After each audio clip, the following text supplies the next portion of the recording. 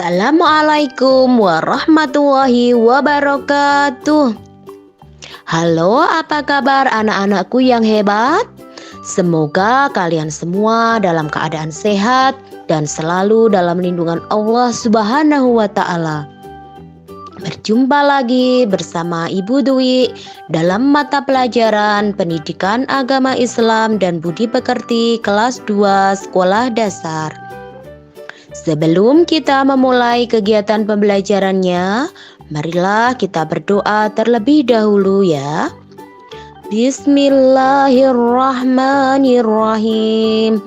Rabbi zidni ilma warzuqni fahma. Amin.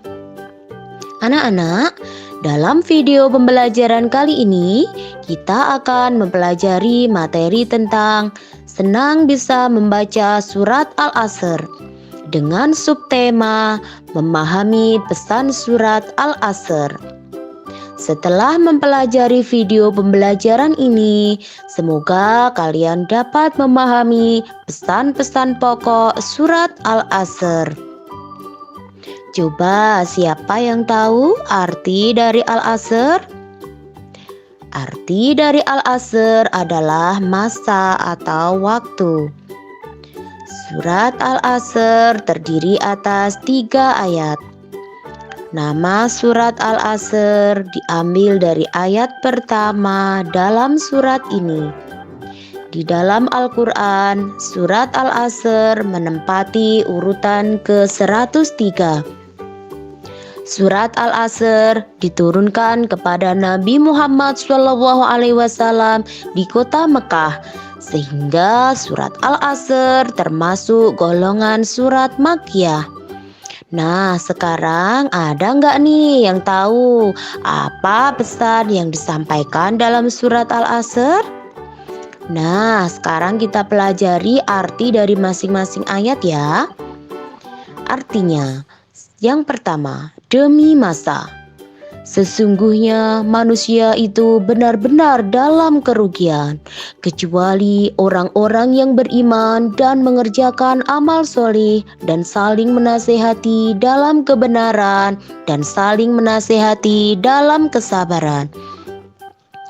Berdasarkan terjemah surat Al-Asr tersebut, terdapat beberapa kandungan, diantaranya adalah dalam ayat pertama ini Allah Subhanahu wa Ta'ala bersumpah dengan waktu, karena waktu adalah hal yang sangat penting.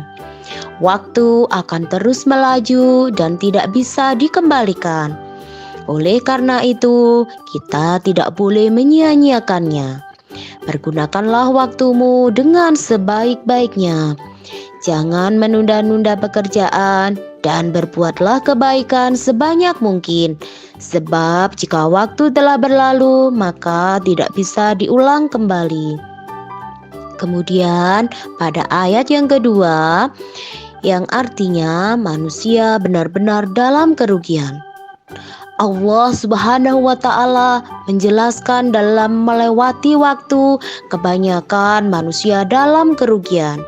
Mengapa manusia itu merugi? Karena manusia tidak bisa menggunakan waktunya dengan sebaik-baiknya. Misalnya ketika waktu gurumu menjelaskan pelajaran di kelas, akan tetapi kalian mengabaikannya dan bercanda dengan teman, sehingga saat ulangan kalian tidak bisa mengerjakan soal-soalnya. Akhirnya kalian mendapat nilai yang jelek dan tidak naik kelas. Nah, kalau sudah seperti itu, yang rugi siapa? Yang rugi ya itu kamu sendiri. Kemudian pada ayat yang ketiga, artinya orang-orang yang tidak rugi. Pada ayat ketiga, Allah Subhanahu wa Ta'ala menjelaskan bahwa semua orang tidak merugi.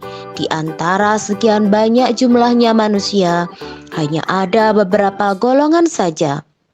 Adapun golongan orang-orang yang tidak merugi, di antaranya adalah orang-orang yang beriman, kemudian orang-orang yang beramal soleh, orang-orang yang saling menasihati dalam kebenaran, dan orang-orang yang saling menasihati dalam kesabaran.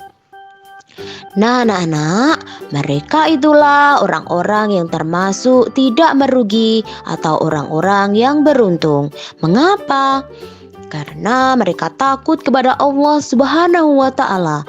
Kemudian, mereka menggunakan waktunya untuk memelihara keimanan agar tetap dapat mengisi waktunya dengan mengerjakan kebajikan dan beribadah kepada Allah Subhanahu wa Ta'ala.